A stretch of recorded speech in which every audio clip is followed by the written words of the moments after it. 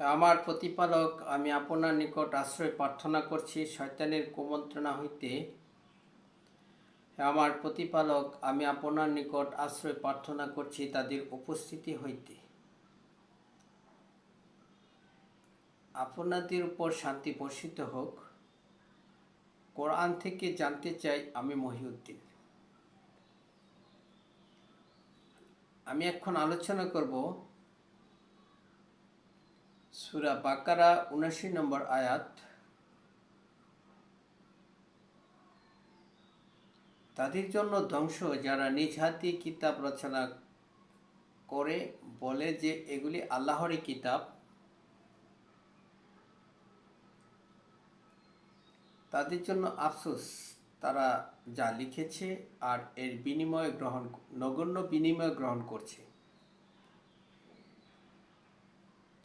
যারা কিতাব লিখেছে রচনা করে নিজ হাত দিয়ে, তারা ধ্বংসপ্রাপ্ত ব্যক্তি। আর বলছে যে এগুলি আল্লাহরই কিতাব। আপনারা কি এই কিতাবাদিগুলি চিনতে পেরেছেন? যদি না চিনে থাকেন তাহলে চিনা অত্যাবশ্যক জরুরি। কারণ যে কিতাব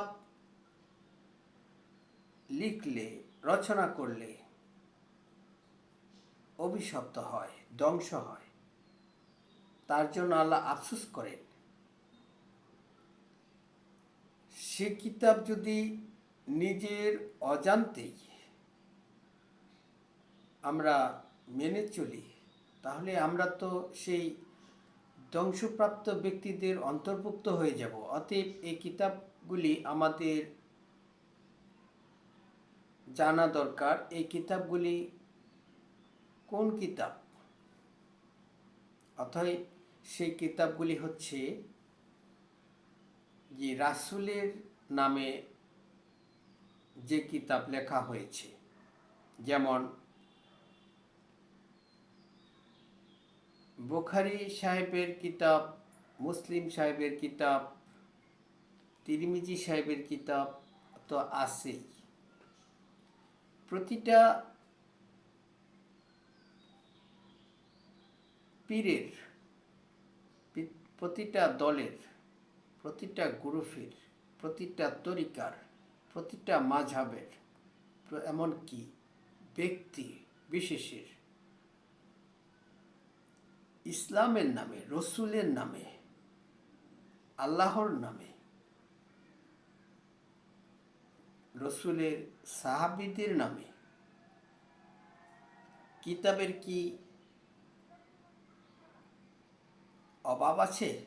তারা কি সেগুলি লিখছে না?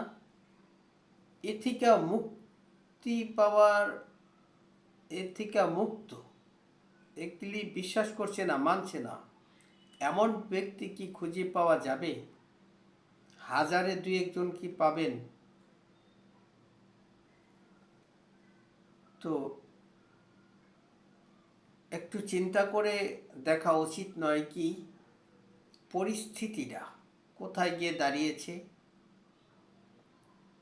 আল্লাহর আযাব থেকে বাঁচার কি কোনো রাস্তা খোলা আছে? একটু চিন্তা করা দরকার আছে কিনা। আপনারা বুঝতেই পেরেছেন, চিনতেই পেরেছেন। আমি বলেই ফেলেছি যে প্রত্যেকের ঘরে ঘরে, প্রত্যেকের জায়গায়, প্রতিটা দলে, প্রতিটা গ্রুপে, প্রতিটা মাযহাবে, সমস্ত জায়গায় এই কিতাবাদিগুলি ছড়িয়ে ছিটিয়ে আছে, যেগুলি মানুষ মেনে চলছে। আর সেই কিতাবাদির ব্যাপারেই বলা হয়েছে তারা ধ্বংস যারা নিজ হাত দিয়ে কিতাব রচনা করেছে আর বিনিময় গ্রহণ করছে। এই কিতাবাদিগুলি কে বিশ্বাস করে আর মেনে চলে, এদেরও তো জানা উচিত। এদের ব্যাপারেও তো আমাদের, তাদের পরিচয়টাও তো আমাদের জানা উচিত। দেখুন, এই কিতাব বিশ্বাস করে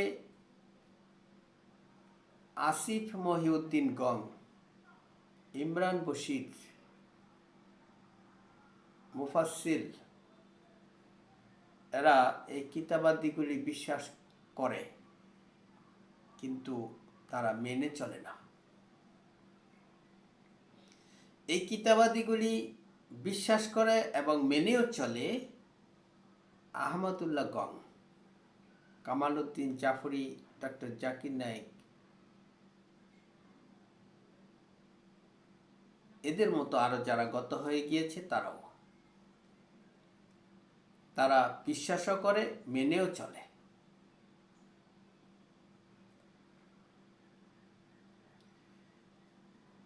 আসিফ মহিউদ্দিন এরা কেন বিশ্বাস করে, আবার এরা এগুলি প্রচারও করে? এই কারণেই যে ইসলামের, মুসলমানদের আল্লাহর বিধানের সৌন্দর্যকে নষ্ট করার জন্য, আল্লাহর বিধানকে ঠাট্টা বিদ্রূপ হেয় প্রতিপন্ন করার জন্য তারা মানবরচিত কিতাবাদিগুলি তারা বিশ্বাস করে এবং প্রচার করে থাকে।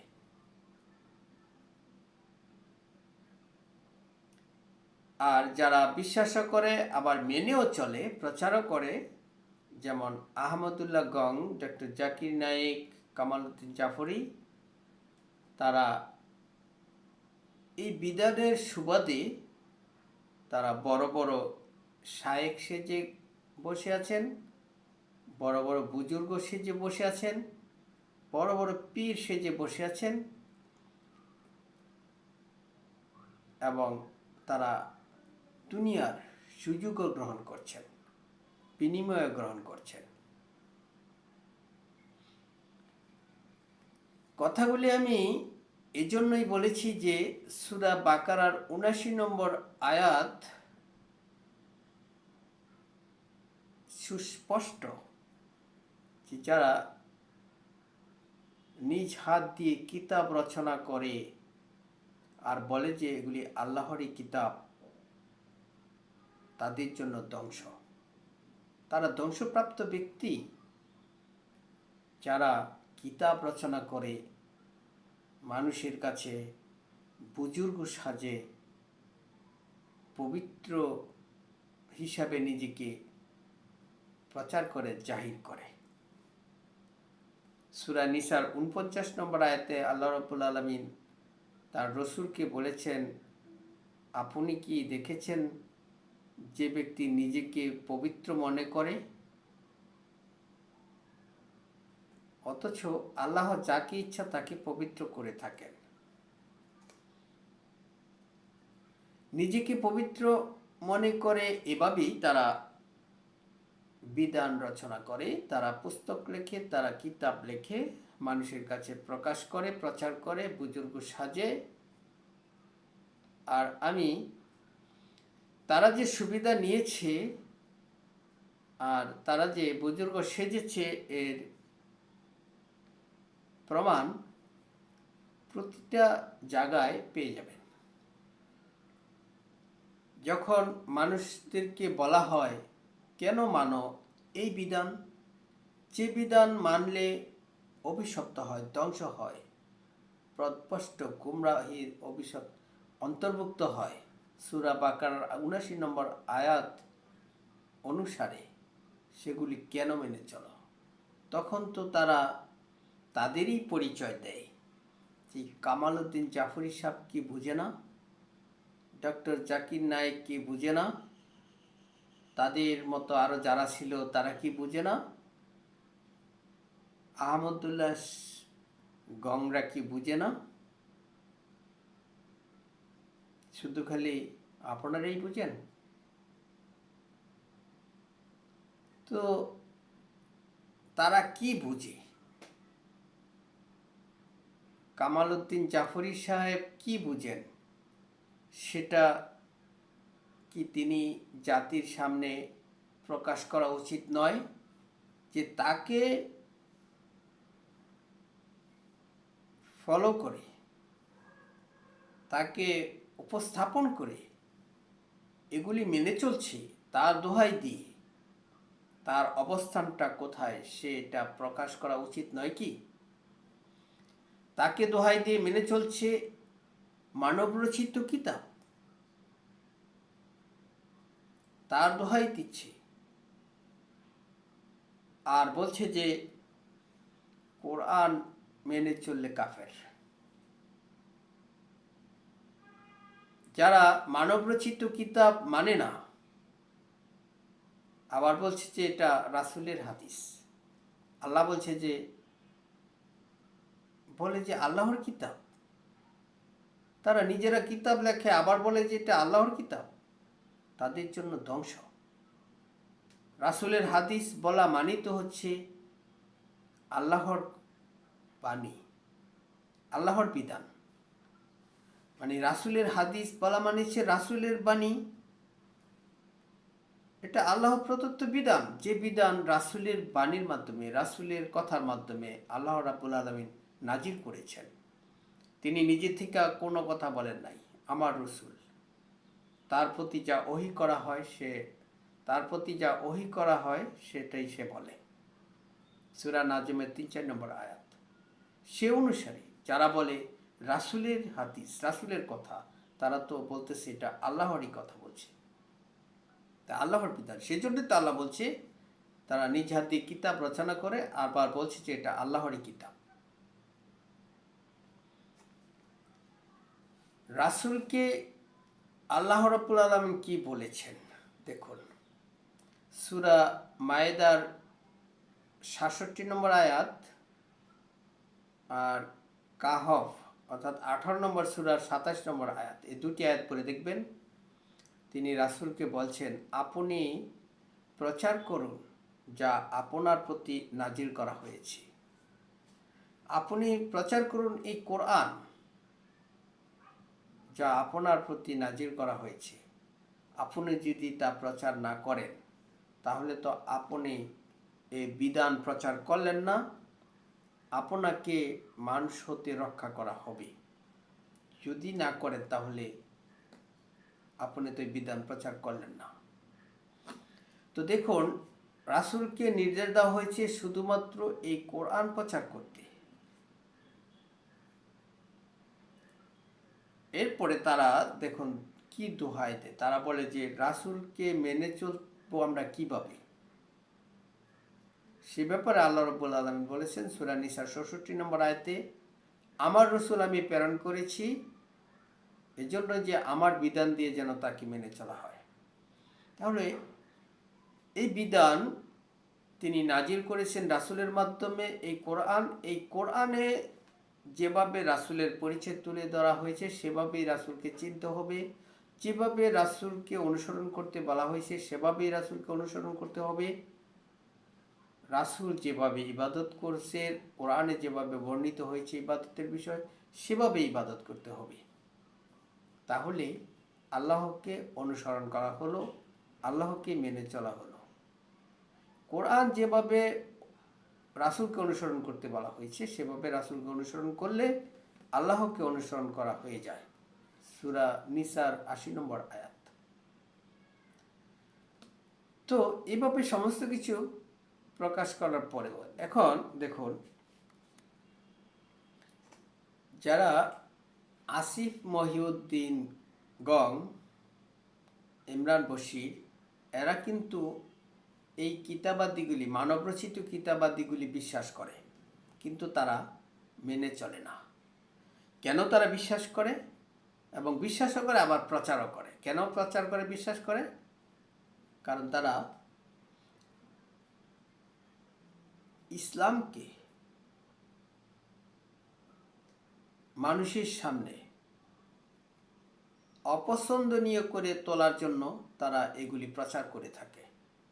তারা এতটাই পণ্ডিত যে তারা মনে করে যে এই মানবরচিত কিতাবাদি দিয়ে যদি আমরা ইসলাম প্রচার করি, বিধান প্রচার করি, তাহলে ইসলাম যে অপছন্দনীয়, ইসলাম যে খারাপ, সেটা মানুষের কাছে প্রকাশ পেয়ে যাবে।